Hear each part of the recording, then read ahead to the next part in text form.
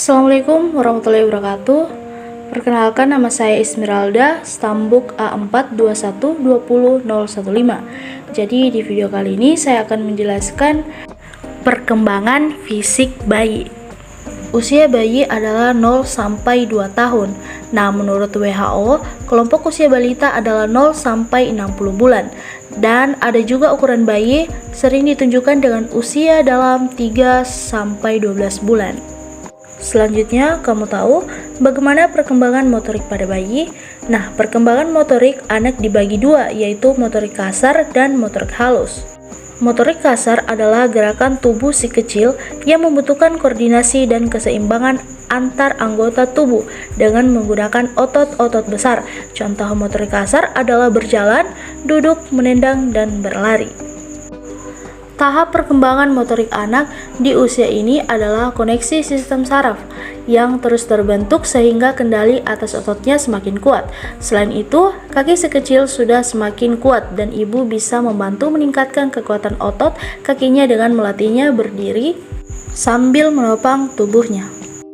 Adapun perkembangan bayi baru lahir hingga usia 3 bulan. Perkembangan bayi baru lahir hingga usia 3 bulan menggerakkan kaki dan tangan secara bersamaan, mengangkat kepala dan dada ketika ia berada dalam posisi tengkurap, mengangkat kepala 90 derajat, merespon saat mendengar suara bel, mampu mengatakan oh dan a, mampu tertawa dan memekik kencang. Selanjutnya ada kendala motorik pada bayi. Salah satu gangguan perkembangan motorik anak yang terjadi pada anak bisa dilihat dari keterlambatannya dalam berjalan.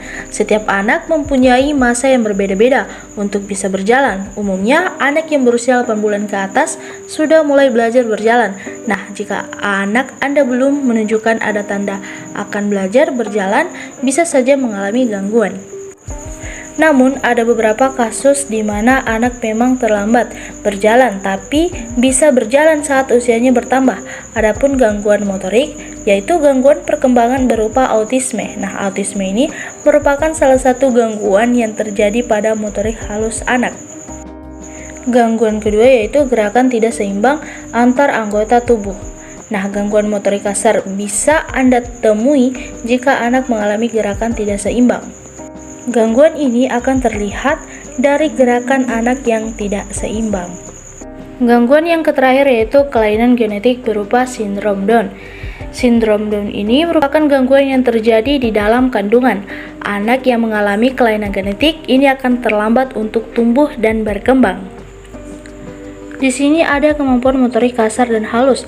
Kalian bisa lebih peka jika tanda perkembangan motorik anak bermasalah, yaitu tidak bisa meraih, menangkap, atau memegang benda ketika memasuki usia sudah 3 bulan. Yang kedua itu kemampuan bahasa. Masalah biasanya muncul di usia 0 sampai 6 bulan. Nah, ada masalah dengan otot-otot yang mengendalikan anak bicara.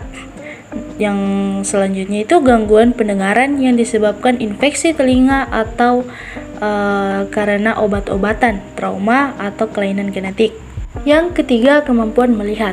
Gangguan melihat yang mungkin terjadi pada usia 0 sampai 6 bulan, yaitu tidak bisa melihat tangannya sendiri di usia 2 bulan, tidak mengikuti benda bergerak dengan matanya di usia 3 bulan, dan air mata terus mengalir sampai usia di 6 bulan. Nah, yang keempat itu kemampuan kognitif. Gangguan ini mempengaruhi fungsi intelektual bayi, mengganggu kesadaran hingga menyebabkan kesulitan belajar saat mereka dewasa.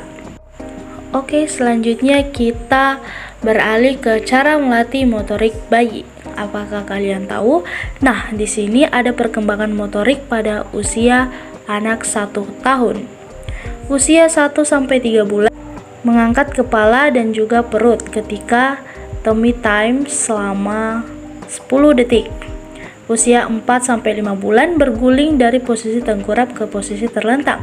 Usia 5 sampai 6 bulan berguling dari posisi terlentang ke posisi tengkurap. Usia 5 bulan mampu duduk dengan bantuan atau sandaran. Usia 6 sampai 7 bulan mampu duduk tegak tanpa bantuan. Usia 8 sampai 9 bulan mampu merangkak dengan perut.